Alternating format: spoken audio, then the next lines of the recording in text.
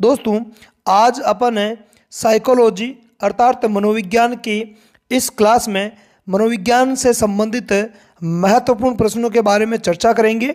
ठीक है, और ये जो प्रश्न है वो आपकी तैयारी के लिए बहुत ही फायदेमंद होंगे। आपकी तैयारी कितनी है इसका भी आपको पता चल जाएगा। शुरुआत करते हैं आज के पहले प्रश्न की। आज का पहला प्रश्न है, जब व्यक्ति के अचेतन मन में दमित इच्छा चेतन मन में आकर उसे परेशान करे तो वह शिकार हो जाता है। मतलब है, फ्राइड के अनुसार क्या होता है, एक तो चेतन मन होता है और अचेतन मन होता है और एक अर्ध चेतन होता है। ठीक है, तो इनमें जो अचेतन मन में जो दमित इच्छाएं होती है वो जब भी चेतन मन में आती है ना, तो व्यक्ति को उन चीज़ों को याद करके फिर परेशानी होती है, तो फिर वो किसका शिकार हो जाता है। ऑप्शन ए है तनाव, ऑप्शन बी में है दबाव, ऑप्शन सी में है दुश्चिंता, ऑप्शन डी में है कुंठा और ऑप्शन ई में है अनुत्तरित प्रश्न। तो इस प्रश्न का जो राइट आंसर है वो हो जाएगा ऑप्शन सी दुश्चिंता। व्यक्ति है वो दुश्चिंता का शिकार हो जाएगा। कब? जब अचेतन मन में दमित इच्छाएं चेतन मन में आती है तब। अगला प्रश्न है, तरल ठोस बुद्धि सिद्धांत के प्रतिपादक है। मतलब तरल ठोस बुद्धि है वो किसने प्रतिपादित की थी। तो बुद्धि के विभिन्न प्रकार के सिद्धांत दिए गए हैं, उनमें से तरल ठोस बुद्धि सिद्धांत के प्रतिपादक कौन है। ऑप्शन ए है वर्नन, ऑप्शन बी है केटल, ऑप्शन सी है गार्डनर, ऑप्शन डी में है थार्नडाइक, ऑप्शन ई में अनुत्तरित प्रश्न। तो इस प्रश्न का जो राइट आंसर है वो हो जाएगा ऑप्शन बी केटल। अगला प्रश्न है, भारतीय मनोवैज्ञानिक डॉक्टर एस जोशी ने प्रतिपादित किया। मतलब भारत के मनोवैज्ञानिक है जिनका नाम है डॉक्टर एस जोशी, तो इन्होंने क्या प्रतिपादित किया था। ऑप्शन ए है मानसिक योग्यता परीक्षण, ऑप्शन बी सामूहिक बुद्धि परीक्षण, ऑप्शन सी सामूहिक मानसिक योग्यता परीक्षण, ऑप्शन डी में है वाचिक बुद्धि परीक्षण और ऑप्शन ई में है अनुत्तरित प्रश्न। तो इस प्रश्न का जो राइट आंसर है वो हो जाएगा ऑप्शन ए मानसिक योग्यता परीक्षण। अगला प्रश्न है, 115 बुद्धि लब्धि IQ वाला बालक होगा। तो ऐसा बालक जिसकी जो बुद्धि लब्धि है वो 115 है ना, IQ 115 है, तो वह किस प्रकार का बालक होगा। ऑप्शन देखते हैं। ऑप्शन ए है प्रतिभाशाली बालक, ऑप्शन बी में है औसत बुद्धि बालक, ऑप्शन सी में है प्रखर बुद्धि बालक, ऑप्शन डी में है जड़ बुद्धि बालक, ऑप्शन ई में है अनुत्तरित प्रश्न। तो इस प्रश्न का जो राइट आंसर है वो हो जाएगा ऑप्शन बी औसत बुद्धि बालक। 90 से 119 के बीच में जिनकी बुद्धि लब्धि होती है वो एक सामान्य बुद्धि बालक में आते हैं। किस में आता है? सामान्य बुद्धि बालक में आता है। अगला प्रश्न है, गेरट ने अभिप्रेरकों के भेद बताए हैं। मतलब गेरट के अनुसार जो अभिप्रेरक होते हैं वो कितने प्रकार के होते हैं। ऑप्शन ए में है 1, ऑप्शन बी में है 2, ऑप्शन सी में है 3, ऑप्शन डी में है 4 और ऑप्शन ई में है अनुत्तरित प्रश्न। तो देखो, गेरट के अनुसार जो प्रेरक होते हैं वो होते हैं अपने 3 प्रकार के। कितने प्रकार के होते हैं? 3 प्रकार के। इसलिए इसका जो राइट आंसर है वो हो जाएगा ऑप्शन सी। अब वो 3 प्रकार कौन कौन से हैं? एक तो जैविक अभिप्रेरक, एक मनोवैज्ञानिक अभिप्रेरक और एक सामाजिक अभिप्रेरक। तो गेरट के अनुसार अभिप्रेरक कितने प्रकार के हो गए? 3 प्रकार के, जैविक, मनोवैज्ञानिक और सामाजिक अभिप्रेरक। अगला प्रश्न है, अनुबंधन क्या है। ऑप्शन ए है साहचर्य स्थापित होना, ऑप्शन बी है व्यवहार में परिवर्तन होना, ऑप्शन सी है नई परिस्थितियों में सामंजस्य, ऑप्शन डी है अभ्यास द्वारा सीखना और ऑप्शन ई में है अनुत्तरित प्रश्न। तो देखो, अनुबंधन क्या होता है? जब उद्दीपक और अनुक्रिया के बीच में क्या होता है? साहचर्य स्थापित हो जाता है। क्या होता है? साहचर्य स्थापित होता है, तब उसको अपन बोलते हैं अनुबंधन, है ना। अनुबंधन की परिभाषा क्या होगी? जब उद्दीपन और अनुक्रिया के बीच में साहचर्य स्थापित होता है तो उसको बोलते हैं अनुबंधन।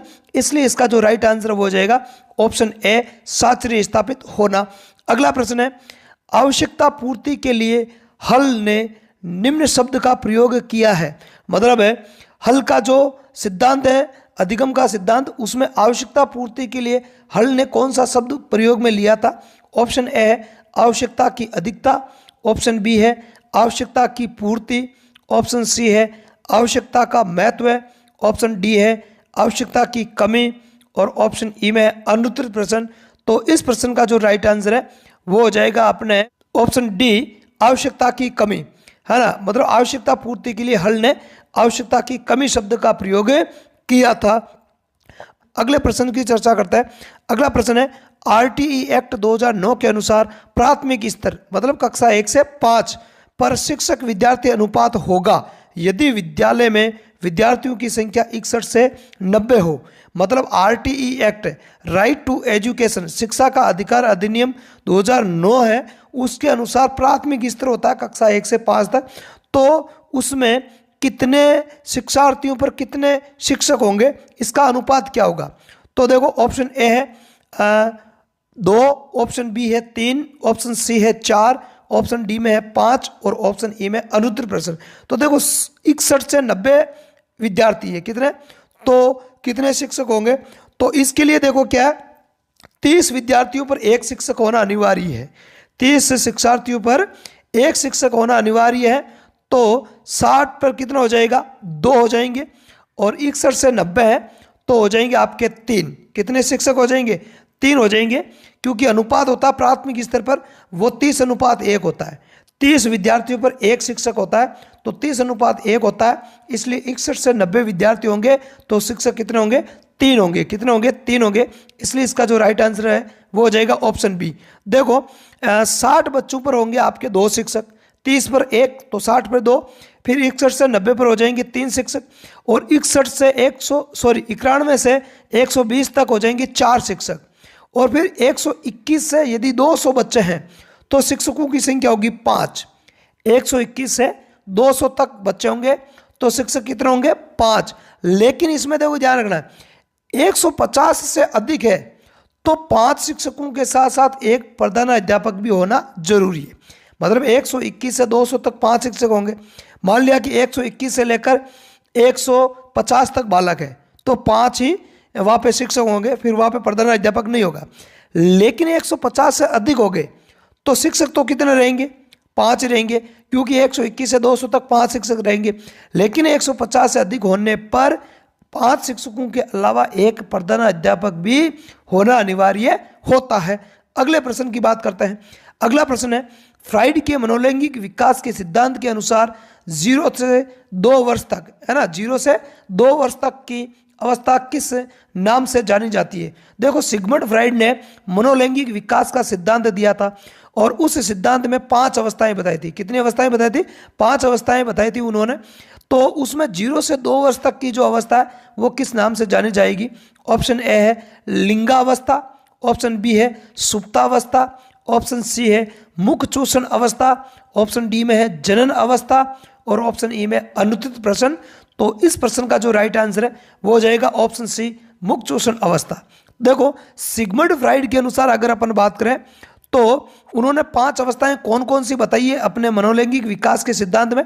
पहली अवस्था का नाम है मुख चूषण अवस्था और ये अवस्था चलती है 0 से 2 वर्ष तक। कितने वर्ष तक? 0 से 2 वर्ष तक। दूसरी है गुद्दा मार्गीय अवस्था, ये चलती है 2 से 4 वर्ष तक। कितनी? 2 से 4 वर्ष तक। तीसरी है लिंग अवस्था जो चलती है 4 से 6 वर्ष तक। चौथी है सुप्तावस्था जो चलती है अपने 7 से 13 वर्ष तक। और पांचवी है जनन अवस्था जो 14 वर्ष या 14 वर्ष से किशोर अवस्था के विकास तक की अवस्था मानी जाती है। तो ये था सिगमंड फ्राइड के वर्गीकरण के अनुसार। और आज के अंतिम और लास्ट क्वेश्चन की बात करें तो ये प्रश्न है कि एक वयस्क का कठिन परिस्थितियों में बच्चों की तरह रोना किस प्रकार की प्रतिरक्षण प्रणाली है?